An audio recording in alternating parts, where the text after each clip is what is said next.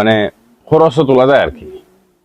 যাই হোক, ফেসবুকের মাধ্যমে অগলটা হওয়া যেত না, ফেসবুকের কিছু নিয়ম নীতি আছে।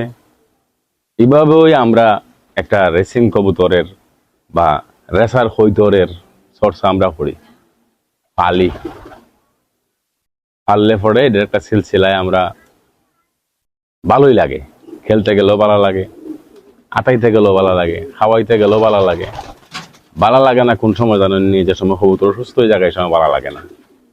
যারা দীর্ঘদিনের পুরান ফালইয়া এরা কবুতর ফাটতে মানুষ সুস্থ হয় না।